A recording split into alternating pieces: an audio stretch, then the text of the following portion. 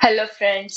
I hope you all are doing well. आपकी तैयारी बहुत अच्छे से चल रही होगी क्योंकि नवंबर महीने में हमारा पेपर है। तो आज हम डिस्कस करेंगे नवंबर 2023 में जो हमारा पेपर आया था उसका हम सोशल साइंस वाला सेक्शन कवर करेंगे। तो चलते हैं हमारे पहले क्वेश्चन के ऊपर। तो हमारा पहला क्वेश्चन है यहाँ पर।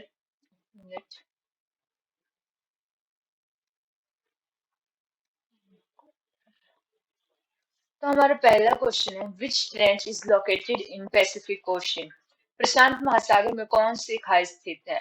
अब हमें यहाँ पर ऑप्शन दिए गए हैं, Mariana trench, Romanche trench, Nicobar trench या सुंडा ट्रेंच। तो अगर हम यहाँ पर बात करें तो पैसिफिक ओशन में है हमारे मेरियाना ट्रेंच। अब मेरियाना ट्रेंच, इसको याद कैसे रखना है कि पैसिफिक ओशन में हमें ये पता होना चाहिए कि जो पैसिफिक ओशन है वो लार्जेस्ट ओशन है हमारे अर्थ के ऊपर। सबसे बड़ा जो महासागर है वो है प्रशांत महासागर। अब प्रशांत महासागर इतना बड़ा है, इतना बड़ा, अगर इसके जब हम अंदर जाएंगे तो हम इतना है कि हम लोग मर जाएंगे। तो मैरियाना से क्या बना हमारा? मर जाना। तो जो मैरियाना ट्रेंच कहाँ पर होगी? पैसिफिक ओशन में। अगर इसके बारे में हम आगे देखते हैं, Pacific ocean is largest ocean on the planet. मतलब कि अर्थ के ऊपर सबसे बड़ा ओशन कौन सा है? Pacific ocean. It covers almost 30% area of earth surface. पूरे अर्थ का जो 30% जो भाग है वो केवल और केवल जो है प्रशांत महासागर के अंडर आता है। तो मैरियाना ट्रेंच पैसिफिक। और ये इतना, अब मैरियाना ट्रेंच है क्योंकि प्रशांत महासागर सबसे बड़ा महासागर, अगर इसके अंदर जाएंगे तो वो इतना गहरा है कि उसके अंदर जाकर हम मर जाएंगे। तो मर जाने से मैरियाना ट्रेंच। और जो अंदर जाएंगे तभी तो उसको क्या बोला जाएगा? Deepest trench. अगर ये पूछा जाए कि सबसे गहरी जो खाई है वो कौन सी है, तो मैरियाना ट्रेंच है। और इसका जो सबसे जो एंड वाला पॉइंट है उसको कहा जाता है चैलेंजर डीप। ये अगर क्वेश्चन ऐसा भी आ सकता है कि चैलेंजर डीप जो है वो कहाँ स्थित है, तो वो आएगा पैसिफिक ओशन के अंदर। ठीक है। अब नेक्स्ट था हमारे पास ऑप्शन में था एक, हमारे पास थी सोंडा ट्रेंच। अब हम क्या पोएम बोलते थे ना बचपन में कि हाथी राजा बहुत बड़े, सूंड हिलाकर कहाँ चले। तो ये वाले पोएम कहाँ बोलते हैं हम लोग? इंडिया में बोलते हैं। तो इंडिया में मतलब सुंदर ट्रेंच जो है वो इंडियन ओशन में लोकेटेड है। इंडियन ओशन में लोकेटेड है तो इसको क्या कहा जाता है? जावा ट्रेंच के नाम से भी जाना जाता है। अब जावा ट्रेंच कैसे याद रखना कि ऐसे क्वेश्चन ये भी बन सकते हैं कि Sunda trench is also called as, तो उसका आंसर होगा जावा ट्रेंच। अब जावा ट्रेंच हम लोग कैसे याद रखेंगे? जो हाथी की जो सूंड होती है वो उसकी जीभ का काम भी तो करती है, जीभ से जावा ट्रेंच। तो इसको हम इस तरह से याद रखेंगे। तो आगे है हमारे पास ऑप्शन में दी गई थी हमारे पास रोमांची ट्रेंच। अब कोई खेल रोमांचक कब बनता है? जब उस चीज में हमें इंटरेस्ट आने लगता है। अब हम ये पढ़ रहे हैं तो हमें मतलब कि फनी फनी ट्रिक्स के थ्रू हम पूरी सीरीज को याद करें तो हमारा मतलब कि उसमें रोमांच बढ़ेगा ही, उसमें है ना, वो हमें अच्छी लगेगी चीज। जब हम उस चीज के अंदर जाएंगे, मिड में जाएंगे, तभी हमें कोई चीज अच्छी लगेगी। तो रोमांची ट्रेंच हमारे कहाँ है? Mid Atlantic ocean. I hope आपको ये सारे ट्रेंचेस जो है वो याद हुई होंगी कि कौन सी ट्रेंच जो है वो कहाँ पर है। नेक्स्ट है हमारे पास, which is the deepest lake. अब आपने बताना है कि सबसे जो गहरी झील है वो कौन सी है। वो ये इंडिया की बात नहीं हो रही, पूरे वर्ल्ड की बात हो रही है। ये पहला ऑप्शन है हमारे पास लेव लेक, बैकाल लेक, फिर मटानू लेक, फिर है हमारे पास हेरेरोको लेक। तो इसका राइट आंसर हो जाएगा हमारे पास लेक बैकाल जो है वो हमारे पास है डीपेस्ट लेक है। अब इसको हम एक स्टोरी के थ्रू याद करेंगे। कैसे याद करेंगे? ये जो है डीप लेक है। अब क्या हुआ कि दो दोस्त गए एक लेक झील में कि चल आज हम यहाँ पर स्विमिंग करना सीखेंगे। ठीक है। तो वो लेक जब उन लोगों ने पैर रखा ही तो उन लोगों ने, उसको एक दोस्त को लगा भाई ये तो बड़ी बड़ी गहरी है, भाई कल आऊंगा मैं, आज तो मेरे से नहीं होने वाला। तो भाई कल से मतलब कि bike, Baikal Baikal, Baikal, Baikal, ऐसे ऐसे बाइकल ऐसे रिलेट करके जो है, क्योंकि इतनी डीप मरना थोड़ी ना उसमें जा करके। ठीक है। नेक्स्ट क्वेश्चन है हमारे पास, in which continent Peru located? Peru जो है ये एक कंट्री है। अब हमें बताना है कि ये कौन से जो है कॉन्टिनेंट में लोकेटेड है। तो ये है हमारी साउथ अमेरिका कॉन्टिनेंट में। अब इसको याद कैसे रखना है हम लोगों ने? पैर कहाँ होते हैं हमारे? मान लो कि ये एक व्यक्ति है, अगर हम इसकी डायरेक्शन देखें तो इस साइड को ईस्ट, वेस्ट, नॉर्थ, साउथ, और जो हमारे पैर कहाँ आते हैं, हमारे साउथ डायरेक्शन में आते हैं, तो कॉन्टिनेंट अगर पूर्व, पश्चिम, उत्तर, दक्षिण, अगर अगर हम किसी महाद्वीपों की बात करें तो दक्षिण अमेरिका ही एक ऐसा महाद्वीप है जिसके नाम में दक्षिण आता है, और पैर भी हमारे कौन से डायरेक्शन में होते हैं, दक्षिण में होते हैं, मतलब साउथ में होते हैं, तो इसका राइट आंसर हमारे पास डायरेक्ट बन जाएगा कि जो पहले जो कंट्री है वो साउथ अमेरिका में लोकेटेड। हम अब हम जो लेक्स हैं इनकी हम थोड़ी सी और नॉलेज लेते हैं, कहाँ कौन कौन सी लेक्स हैं, इंपॉर्टेंट लेक्स। सबसे पहले हमारे पास वर्ल्ड की लेक, तो अगर लेक बाइकाल की बात करें तो ये डीपेस्ट लेक है, और कहाँ पर लोकेटेड है, ये है रशिया में। भाई अब वो कैसे याद किया हम लोगों ने, भाई कल आएंगे, आज हमसे ये तो नहीं हो पाएगा, और कल क्या पता आएगा कि नहीं आएंगे, है ना। तो ये लेक तो डीपेस्ट लेक हो गए हमारे पास।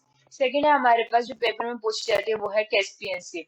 अब नाम से तो देखने में लग रहा है कि सी है, पर एक्चुअल में ये सी नहीं है, ये लेक इतनी बड़ी लेक है, मतलब लार्जेस्ट लेक, मतलब कि इतनी बड़ी लेक है ये कि इसका नाम ही सी रख दिया। तो जिस लेक के हम कैस्पियन सी, मतलब सी मतलब समुद्र, जो समुद्र के ऊपर जिसका नाम रखा होगा वही सबसे बड़ी लेक होगी हमारे पास। आगे हमारे पास लेक तंगानिका निका। जो लेक तंगानिका जो है, ये जो है हमारे पास world's longest fresh water lake है। अब तंगानिका जो ये जो लेक है, इसी के नाम में कितनी लंबा नाम है इसका, तो ये नाम से ही वर्णित करना लंबा नाम है, तो मतलब कि वर्ल्ड की जो लॉन्गेस्ट लेक होगी। अब लार्जेस्ट और लॉन्गेस्ट लेक में क्या डिफरेंस है, लार्जेस्ट होता है हमारी बड़ी, और लॉन्गेस्ट होता है हमारे पास लंबे। तो यहाँ पर ये याद रखना है कि सबसे बड़ी लेक जो है वो है हमारे पास कैस्पियन सी, और जो हमारे पास जो लॉन्गेस्ट फ्रेश वाटर लेक है वो है हमारे पास तंगानिका लेक। और लेक सुपीरियर, अब जो सुपीरियर चीज मतलब कि बेस्ट चीज जो होती है, सुपीरियर क्वालिटी की जो चीज होती है वो मतलब कि जो है वो पूरे सबसे टॉप लेवल की हो गई हमारे पास। तो अगर पूछा जाए क्वेश्चन में कि लार्जेस्ट फ्रेश वाटर लेक कौन सी है वर्ल्ड में, तो लार्जेस्ट फ्रेश वाटर लेक जो आएगी ये थी हमारी वर्ल्ड की लार्जेस्ट लेक थी यहाँ पर यहाँ पर है फ्रेश वाटर लेक, मतलब कि मीठे पानी की झील, तो वो आएगी सुपीरियर, मतलब मीठे पानी की झील होती है जिसका पानी पीने के लिए भी अच्छा होता है, मतलब वो सुपीरियर ही होगी। आगे हमारे पास लेक विक्टोरिया। अब हमें ये पता है कि नील नदी जो है वो विश्व की जो है सबसे बड़ी जो सबसे जो है वो लंबी नदी है, लॉन्गेस्ट जो रिवर है वो ही है जो नील रिवर है। अब नील रिवर से हम कैसे याद रखेंगे इसको, नाइल रिवर रिवर को, कि नाइल रिवर इसलिए सबसे बड़ी क्योंकि उसने विक्ट्री पूरे वर्ल्ड के ऊपर जो थी वो विक्ट्री ली, मतलब विक्टोरिया झील जो है वो source of our Nile river. ठीक है, अब हम इंडिया की बात करें तो वुलर झील। अब वूल मतलब ठंड लगती है तो हम उसको वूल के कपड़े लेते हैं ना, ऊन के कपड़े लेते हैं, तो ऊन ऊन मतलब कि ठंड सबसे ज्यादा कहाँ होती है, कश्मीर में होती है, तो वुलर लेक कहाँ सिचुएटेड है हमारे, ये है हमारे कश्मीर में। और जो हमें पता है कि जो हमारा कश्मीर है वहां पर क्या है, बड़ी सारी ग्लेशियर हैं, तो जो यहाँ पर जो कश्मीर की जो झील होगी वहां पर फ्रेश वाटर होगा, तो लार्जेस्ट फ्रेश वाटर लेक क्या होगी हमारे जो कश्मीर में है। कश्मीर में क्या होती है, ठंड बड़ी होती है तो हमें वूल की जरूरत पड़ती है, तो वुलर लेक। लेक चिलिका। अब चिलिका लेक कहाँ सिचुएटेड है हमारे उड़ीसा में। अब चील जो है वो उड़ती है ना, बैठी थोड़ी ना रहती, चील पक्षी है तो वो उड़ेगा ही उड़ेगा, तो चिलिका लेक यहाँ पर है हमारी सिचुएटेड, ये है हमारी उड़ीसा में।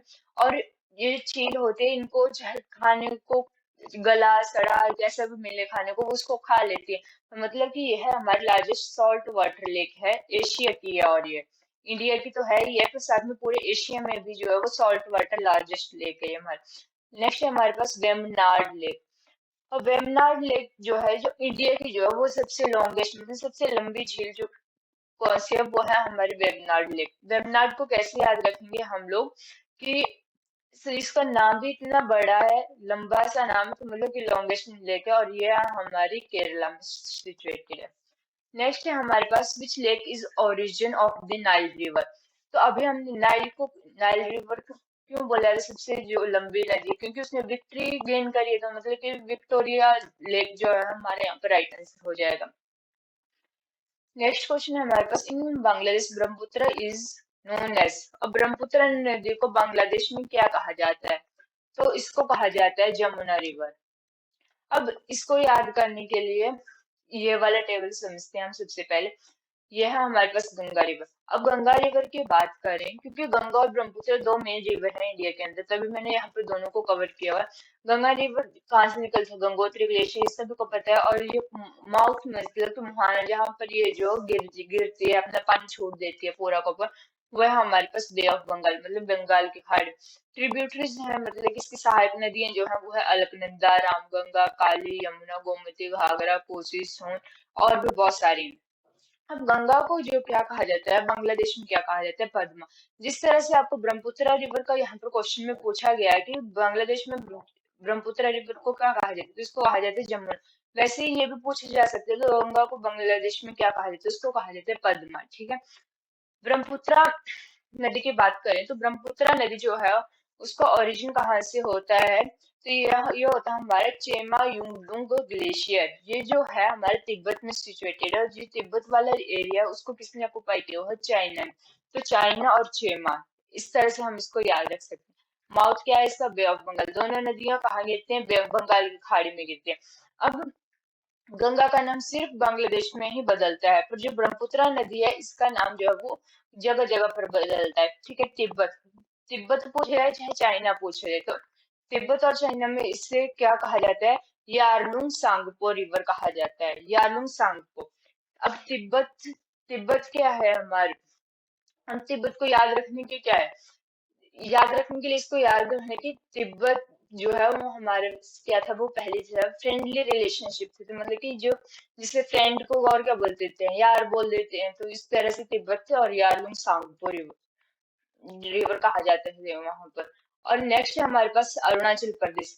अब अरुणाचल प्रदेश में ब्रह्मपुत्र रिवर को क्या कहा जाता है? तो क्या कहा जाता है इसको? दिहांग। इसको भी याद रखेंगे, ब्रह्मपुत्र रिवर को अरुणाचल प्रदेश में दिहांग कहा जाता है। और इंडिया में क्या कहा जाता है? ब्रह्मपुत्र ही कहा जाता है। जब ये बांग्लादेश में एंटर होते तो इसको जमुना कहा जाता है। यमुना रिवर अलग है और जमुना रिवर अलग है। तो जमुना जो है वो ब्रह्मपुत्र का ही नाम है, जो कि कहाँ कहा जाता है? बांग्लादेश में कहा जाता है। अब इसको हम मैप के थ्रू याद करेंगे। मान लो कि ये जो रेड मार्क से बाउंड्री लगाई गई, ये है हमारा बांग्लादेश की बाउंड्री। ठीक है। अब बांग्लादेश में यहाँ से इस साइड से आ रही है हमारे पास गंगा रिवर। अब ये गंगा रिवर आ रही है, तो जब तक ये इंडिया में है, तब तक हमारी क्या है? ये गंगा ही है। फिर जैसे ही इस पॉइंट पर आकर ये कहाँ एंटर करी, ये यहाँ पर आकर कहाँ एंटर करे? बांग्लादेश में एंटर कर। तो अब यहाँ से इसको क्या कहा जाएगा? हमारा पद्मा रिवर। ठीक है। अब, और ये क्या करे? यहाँ से ये ऐसे ऐसे ट्रेन होकर कहाँ चली गई? बंगाल की खाड़ी में चली गई। वैसे ब्रह्मपुत्र रिवर पहले ये दिहांग थी, फिर ब्रह्मपुत्र बनी। और जैसे ही ये इस पॉइंट पर आकर कहाँ पर एंटर हुई? बांग्लादेश में एंटर हुई, तो इसको क्या कहा जाने लगा? जमुना नदी कहा जाने लगा। ठीक है। अब ब्रह्मपुत्र, अब इसको कैसे याद रखेंगे? जैसे ब्रह्मपुत्र है, जो जैसे, जैसे पेरेंट्स होते हैं तो वो अपने पुत्र को बड़े ही संभाल संभाल कर रखते हैं, तो ऐसे याद रख सकते हैं। पर जैसे ही उनका पुत्र जो है वो इंडिया से निकलकर बांग्लादेश में पहुंचे, तो वो क्या हो गया? वहां पर जम गए, क्योंकि वहां पर उसको टेररिज्म बहुत ज्यादा मिल गया, तो वहां पर वो क्या हुआ? जम गया है। ठीक है। अब जहां पर एक क्वेश्चन ये भी आ सकता है कि गंगा और ब्रह्मपुत्र के संगम को क्या कहा जाता है? अब इस पॉइंट पर आकर जो है गंगा और ब्रह्मपुत्र रिवर आपस में मिल गई, तो इस पॉइंट को क्या कहा जाता है? जहाँ पे गंगा और ब्रह्मपुत्र रिवर मिलती है, तो इसको कहा जाता है मेघना। इसको कहा जाता है मेघना। अब इसको याद कैसे रखना है मेघना को? कि देखो, अब गंगा रिवर तो इतना सारी पानी लेकर जाएगी, ब्रह्मपुत्र रिवर भी इतना सारे पानी लेकर चले जाएगी। अब जहां पर ये इतना मिलेंगे, तो वहां पर क्या होंगे? बड़े सारे मेघ भी बरसेंगे ऊपर से, और उनका पानी भी, तो वहां पर पानी पानी हो जाएगा। तो वो ऐसे याद रखने के वहां पर और ज्यादा मेघ बरसेंगे फिर, तो इससे क्या बन जाएगा? मेघना। आई होप आप सभी को इतना समझ आया होगा। नेक्स्ट है हमारे पास question number 66। At which Harappan site have traces of a horse been found? अब हड़प्पा सभ्यता के किस स्थल पर घोड़े के अवशेष मिले हैं?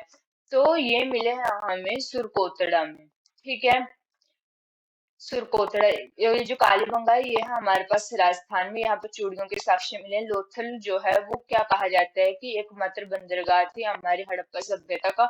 और ऊपर जो है वो ये भी हमारी इंडिया में जो हड़प्पन साइट है। ठीक है। अब हड़प्पा सभ्यता के बारे में हम कुछ जान लेते हैं। जो हड़प्पा सभ्यता है वो बेसिकली पाई गई है सिंधु नदी के आसपास पर, तो इसीलिए इस सभ्यता को सिंधु घाटी की सभ्यता के नाम से भी जाना जाता है। अगर इसके खोज की बात करें तो इसकी खोज किसने की थी? दयाराम साहनी जी ने की थी। अब इसको याद रखने के लिए हम इसको कैसे याद रखेंगे? अब हड़प्पा मतलब हड़पना होता कि हड़प लेना किसी को, है ना? सब लोगों ने सभ्यता को करके हड़प लिया था, पर एक व्यक्ति ऐसा था कि उनको क्या हुआ कि यहाँ पर क्या आई, दया आ गई इनके ऊपर। तो दया आ गया और उन्होंने क्या किया, जो हड़प्पी की पूरी सभ्यता थी उसको लोगों के सामने एक्सपोज कर दिया। तो दया आने से क्या बन गया, हमारे दयाराम साहनी जी। तो यह सभ्यता 2500 से 1700 ईस्वी ईसा पूर्व के बीच में अस्तित्व में आई। इसके जो प्रमुख स्थल है हड़प्पा, मोहनजोदड़ो, कालीबंगा, लोथल, धौलावीरा, राखीगढ़ी, ये सारे हमारे शामिल हैं। हड़प्पा, मोहनजोदड़ो ये जो है हमारे पाकिस्तान में है, और बाकी ये सारे जो है वो हमारे इंडिया में है। अब लोथल को क्या कहा गया है, जो एकमात्र बंदरगाह था लोथल, ये प्रेजेंट में गुजरात में स्थित है। अब ये कांसे की नर्तकी की मूर्ति कहाँ मिली है, ऐसे भी क्वेश्चन आता है। तो ये कहाँ मिली है, ये मिली है हमें मोहनजोदड़ो में। अब इसको याद रखना होगा, तो कैसे याद रखेंगे इसको कि मोहन मतलब कि भगवान कृष्ण। तो मोहन को अगर मतलब कि भगवान को पाना है, तो भगवान को पाने के लिए लोग क्या करते हैं, नृत्य करते हैं। चाहे वो कोई भी लोग हो, वो क्या करते हैं, नृत्य करते हैं। तो क्या आएगा, कांसे की नर्तकी की मूर्ति कहाँ मिली है, मोहनजोदड़ो से। और मोहनजोदड़ो से एक विशाल स्नानागार भी मिला है, वो भी याद रखना है, ठीक है। फिर सिंधु घाटी सभ्यता का सबसे बड़ा भारतीय स्थल, और भारत में पूछा जाए सिंधु घाटी की सभ्यता का कौन सा स्थल है, तो वह राखीगढ़ी है। अब इसको याद रखने के लिए क्या है कि सिंधु घाटी सभ्यता का जो सबसे बड़ा स्थल है वो अभी भी रखा, सुरक्षित रखा गया है। इसको ऐसे याद कर सकते हैं। ये वाला हमने क्वेश्चन देखा, सुरकोतड़ा में घोड़े की हड्डियां मिली हैं, और ये गुजरात में स्थित है। सिंधु के लोग जो है ब्राह्मी लिपि का अनुसरण करते थे, और इसमें क्या कहते थे, चित्र बनाए जाते थे, तो लघु चित्रात्मक भी माना गया है इसे। और ये वाली जो लिपि है बाएं से दाईं ओर लिखी जाती थी, मतलब कि राइट से लेफ्ट की ओर लिखी जाती थी। सॉरी। हम हम बेसिकली कैसे लिखते हैं, हम लिखते हैं लेफ्ट टू राइट, पर ये कहाँ से लिखी जाती थी, राइट राइट टू लेफ्ट लिखी जाती थी, ठीक है। नेक्स्ट क्वेश्चन है हमारे पास, in ancient India Jainism separate during the rule of. अब ये बताना है, प्राचीन भारत में जैन धर्म का प्रसार किसके काल में हुआ था। अभी जैन और बौद्ध धर्म है, इनको हम सेपरेट वीडियो में करेंगे, क्योंकि ये जो है ये धर्म बहुत बड़े हैं और इसका हम पूरी डिटेल में एनालिसिस करेंगे। तो 67 का राइट आंसर हो जाएगा हमारे पास option number D, Chandragupta Maurya. Where was the fourth Buddhist council held. तो ये जो हमारे चौथी जो बुद्धिस्ट काउंसिल थी, ये हुई है हमारे कश्मीर में। अब हम इसको बाद में जो डिटेल में डिस्कस करेंगे। नेक्स्ट क्वेश्चन है हमारे पास, हु इनिशिएटेड दीन ए इलाही, मतलब दीन ए इलाही धर्म की शुरुआत किसने की थी। तो इसका राइट आंसर हो जाएगा अकबर। अब दीन ए इलाही ये जो था एक प्रकार से धर्म बना दिया गया था, तो इसका जो है एक बार ही बन सकता है, एक बार से मतलब अकबर, मतलब कि ये धर्म जो था वो एक ही बार बन सकता था। और इसकी जो ये भी क्वेश्चन आया है कि दीन इलाही धर्म की स्थापना अकबर ने कब की थी, तो इसका राइट आंसर हो जाएगा 1582 ईस्वी में, ठीक है, 1582। ठीक है, ये याद रखना है, इट इज आपको याद रखना पड़ेगा। Who the Ghadar party was organized by, Ghadar party के संस्थापक थे। अब ये बताने के गदर पार्टी के संस्थापक कौन थे, ये थे हमारे लाला हरदयाल जी। अब इसको कैसे याद रखना है, इसको याद ऐसे रखा जा सकता है कि जो लाला लोग होते हैं वो बड़े ही गदर होते हैं, वो मतलब कि किसी के ऊपर दया नहीं करते हैं, उनको अपने आप से ही मतलब होता है, ठीक है। तो गदर पार्टी की स्थापना किसने करी थी, लाला हरदयाल जी ने करी थी, ठीक है। नेक्स्ट है हमारे पास, the Murrah breed is related to which animal. अब हमने ये बताया कि मुर्रा ब्रीड जो है वो, मुर्रा नस्ल जो है किस जानवर से संबंधित है, तो ये हमारा option number B right answer हो जाएगा। अब बफेलो कैसे याद रखना है, मतलब कि जो गाय हमारी, इसको जो है वो माता माना गया है, हिंदू धर्म में जो है माता माना गया है। पर जो अगर एक गाय के कंपैरिजन करें तो जो भैंस है उसको बुरा माना गया, तो मुर्रा और बुरा, तो मतलब कि बफेलो जो है वो मुर्रा ब्रीड से संबंधित है, मुर्रा और बुरा ऐसे याद रख सकते हैं इसको। नेक्स्ट क्वेश्चन है हमारे पास, which gas leaked in Bhopal gas tragedy. Bhopal gas त्रासदी में कौन सी गैस का रिसाव हुआ था? अब जो भोपाल गैस ट्रेजेडी है तो उसको तो हम कोई भी नहीं भूल सकते कि इतनी खतरनाक गैस जो थी वो लीक हो गई थी और उसमें बहुत सारे लोगों की जान गई थी। ये मध्य प्रदेश में है, भोपाल तो मध्य प्रदेश के भोपाल शहर में ये थी वो ट्रेजेडी हुई थी। तो इसका राइट आंसर हो जाएगा मिथाइल आइसोसाइनेट। अब इसको कैसे याद रखना है कि नॉर्मल से गैसों का हमने तो सभी ने नाम सुना, जैसे कार्बन डाइऑक्साइड, कार्बन मोनोऑक्साइड हो गई, नाइट्रोजन डाइऑक्साइड, और भी अदर गैसेस होंगी। पर मिथाइल आइसोसाइनेट जो गैस है ये थोड़ी डिफरेंट सी गैस है। तो मतलब कि ये भोपाल में कोई मामूली सी बात हो गई, मतलब कोई हटकर कोई चीज हो गई, तो यहाँ पर ऑप्शन नंबर सी जो है हमारा राइट आंसर हो जाएगा। और ये कब हुई थी, ये भी क्वेश्चन बहुत बार पेपर में आया हुआ है। तो 3 दिसंबर 1984 को ये ट्रेजेडी हुई थी। अब इसको कैसे याद रखना है कि ये कब हुई थी? अब ये देखो, दिसंबर महीना जो होता है वो साल का आखिरी महीना होता है ना, तो मतलब कि साल के आखिरी महीने में हुई थी, पर जो जो आखिरी महीना था उसके शुरू के दिनों में हुई थी। मतलब 3 तारीख को होगी, अब 3 और 3 के बाद क्या आ रहा है, 4 आ रहा है, 3, 4 और दिसंबर, इसको ऐसे याद रख सकते हैं। नेक्स्ट है हमारे पास, who presides over the joint session of parliament. मतलब कि भारत में संसद के संयुक्त अधिवेशन की अध्यक्षता कौन करता है? जो मतलब कि जहां पर राज्यसभा और लोकसभा दोनों के मेंबर बैठेंगे तो उस मीटिंग को हेड कौन करेगा? ठीक है, president, vice president, speaker of Lok Sabha, prime minister. तो इसको याद रख, इसका राइट आंसर हो जाएगा option number C, speaker of Lok Sabha. अब क्या किया गया है कि इंडिया में जो कॉन्स्टिट्यूशन है उसमें लोगों को सबसे ऊपर माना गया है, तो लोकसभा को जो सबसे जो मेन मेंबर होगा उस वही प्रिसाइड करेगा ना ज्वाइंट सेशन। और बुलाता कौन है इसको, ज्वाइंट सेशन होगा कि पार्लियामेंट को ज्वाइंट सेशन होगा तो उसको बुलाता कौन है? उसको बुलाता प्रेसिडेंट है, पर जो अध्यक्षता कौन करता है वो करते हैं हमारे स्पीकर ऑफ लोकसभा। ठीक है, नेक्स्ट क्वेश्चन है हमारे पास, a land mass bounded by sea on three sides is refer to as. मतलब कि एक जो भूभाग है वो तीनों ओर से जल से घिरा है, उसे क्या कहा जाता है? मतलब कि कोई एरिया है, इस साइड से भी वाटर है, इस साइड भी वाटर है, इस साइड भी वाटर है, और ऊपर जो वो लैंड बाउंड्री से घिरा है, तो उसको क्या बोला जाता है? पेनिनसुला, प्रायद्वीप। ठीक है, इसका ऑप्शन नंबर डी जो है वो करेक्ट हो जाएगा। फिर नेक्स्ट है हमारे पास, when did quit India movement started. Bharat छोड़ो आंदोलन कब हुआ? तो हमें ये पता होना चाहिए कि भारत छोड़ो आंदोलन जो था उसको किसने शुरू किया था? इसको किया था महात्मा गांधी जी ने शुरू। अब बताना है कि ये शुरू कब हुआ था, क्विट इंडिया मूवमेंट। तो ये ऑप्शन नंबर सी हमारे पास इसका राइट आंसर हो जाएगा 1942। अब इसको याद कैसे रखना है कि 1942 में, तो इसको याद रखने के लिए 40, 41, 42, ठीक है, तो 42 आया। तो ये तो हमें पता है कि महात्मा गांधी जी ने जो थे वो शादी जो थी वो बचपन में ही हो गए थे। पर इसको याद रखने के लिए हम एक ट्रिक बनाएंगे कि अब महात्मा गांधी जी ये बोलेंगे, अंग्रेजों तुमको तो अब भारत छोड़ना पड़ेगा, क्योंकि अब तो मेरी ब्याह वाली उम्र भी तो चली गई। ब्याली ब्याली मतलब कि ब्याह वाली उम्र भी तो चली गई हूं, तब बोले छड़ने पोना, मतलब कि अभी छोड़ा नहीं तो सारे के सारे बिना शादी के बचेंगे फिर इंडिया में, फिर इंडिया का फ्यूचर कहाँ जाएगा? तो कहते 1942 इसको इस तरह से रिलेट कर हम याद रख सकते हैं। नेक्स्ट क्वेश्चन है हमारे पास, the battle of Plassey was fought in the year.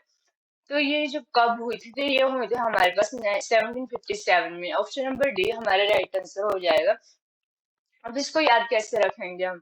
1757, साथ साथ आ रहा है ना, तो प्लासी जो प्लास होता है, अगर कोई चीज खुल जाए तो उसको साथ साथ करने का काम करता है ना, तो इसको सात से याद रखना कि सात जो है इसमें 2 बार आ रहा है, तो सात सात वाला 1757 वाला जो है इसका राइट आंसर हो जाएगा, battle of Plassey. Sorry, India's last governor general was.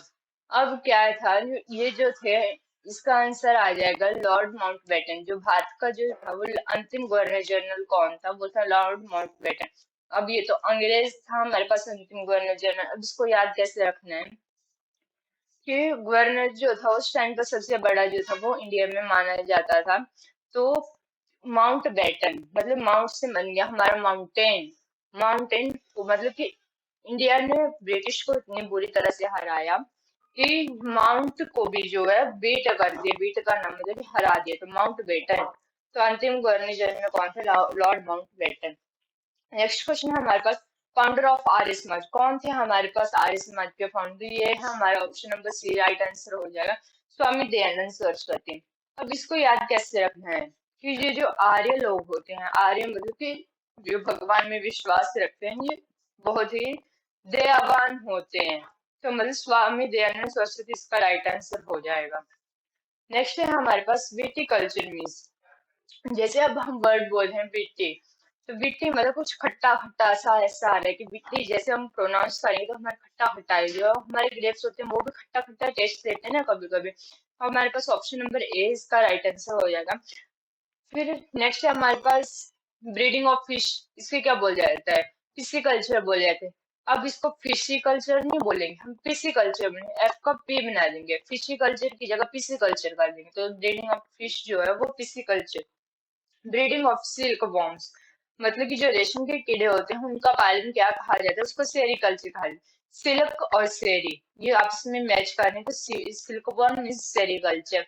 Cultivation of fruits flowers and vegetables, ये तो हमें पता है कि इसको हॉर्टिकल्चर बोला जाता है, ठीक है। नेक्स्ट क्वेश्चन है हमारे पास, renewable resources are.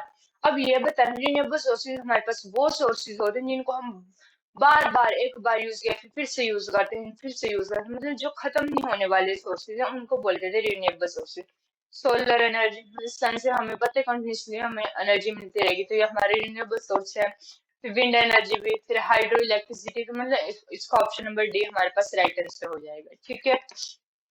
Next question हमारे पास, which are the three main factors that causes population change? Population change मतलब कि जिससे जो है वो जनसंख्या में परिवर्तन आता है, वो कौन से तीन कॉजेज? बर्थ हमारे पास है, डेथ हमारे पास है, मैरिज। मैरिज से कुछ ऐसा पड़ता नहीं है फर्क कि पॉपुलेशन में चेंजेस हो सके। बर्थ है हमारे पास, डेथ है हमारे पास, माइग्रेट, माइग्रेट होते कि एक एक स्थान से दूसरे स्थान पर चले जाना। जैसे ये स्टेट वाइज भी हो सकता है, ये कंट्री वाइज भी हो सकता है, मतलब कि इंडिया के लोग जो है वो अमेरिका जा रहे हैं, अमेरिका के लोग जो है वो रशिया जा रहे हैं, रशिया से किसी और देश को जा रहे हैं। तो इसमें राइट आंसर हमारे पास हो जाएगा option number B, right answer इसका हो जाएगा। नेक्स्ट है हमारे पास, when wheat is grown in India. अब जो वेट जो मतलब कि गेहूं है जो भारत में कब बोई जाती है? ये तो आपको इस क्वेश्चन को तो गलत आप कर ही नहीं सकते, क्योंकि अभी क्या हुआ, मक्की की कटाई हुई, मक्की की कटाई मतलब ठंड आ रही है, मक्की की कटाई होगी, मक्की के बाद हम क्या करेंगे? गेहूं ही उगाएंगे। इसका ऑप्शन नंबर बी जो है वो राइट आंसर हो जाएगा, इन विंटर सीजन में जो वो गेहूं उगाई जाती है इंडिया में, ठीक है। नेक्स्ट क्वेश्चन हमारे पास, which is the following is the form of fossil fuel, मतलब कि जीवाश्म ईंधन क्या है इनमें से, ये बताना। गोल्ड तो नहीं, आयरन और लाइमस्टोन, तो ऑप्शन नंबर डी इसका राइट आंसर हो जाएगा कोल, ठीक है। नेक्स्ट क्वेश्चन है हमारे पास, how many lists of subjects are given in Indian constitution? Bharat के संविधान में कितनी लिस्ट दी गई है? हमारे पास तीन लिस्ट दिए गए हैं, जिसमें union list, state list, concurrent list. Union list होती है जिसमें सारे जो फैसले जो होते हैं वो सेंट्रल गवर्नमेंट लेती है। स्टेट लिस्ट वो होती है जिसमें सारे जो फैसले जो है वो स्टेट गवर्नमेंट लेती है। पर कंकरेंट लिस्ट ये होती है जिसमें स्टेट और सेंट्रल गवर्नमेंट मिलकर साथ में जो फैसले लेती है। तो इसमें जो एजुकेशन जो है वो कंकरेंट लिस्ट में रखा गया था, जिसमें के ऊपर जो दोनों जो है नीतियां पॉलिसीज जो है वो बना सकते हैं और उनको इम्प्लीमेंट भी कर सकती हैं अपने अपने बिहाफ में, ठीक है। तो ये क्वेश्चन भी आता है कि एजुकेशन जो है वो कौन सी लिस्ट का पार्ट है? तो कंकरेंट लिस्ट मतलब समावर्ती, समावर्ती सूची भी बोला जाता है हिंदी में इसको, कि समावर्ती मतलब जिसमें स्टेट और सेंटर को दोनों को मिक्स किया गया है, ठीक है। नेक्स्ट क्वेश्चन है हमारे पास, what is the meaning of word tsunami?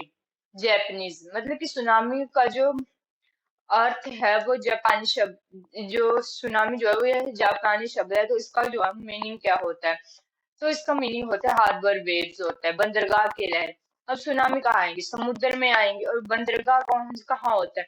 मतलब कि वो एरिया जो क्या होता है जो समुद्र तट के पास होता है, तो मतलब सबसे पहले कहाँ पर टकराएंगे? वो बंदरगाह के ऊपर ही टकराएंगे सुनामी की वेव्स, तो इसलिए क्या कहा जाता है? इनको हार्बर वेव्स पे कहा जाता है। नेक्स्ट क्वेश्चन हमारे पास, मंगल पांडे वाज अ सिपाही of which of the following.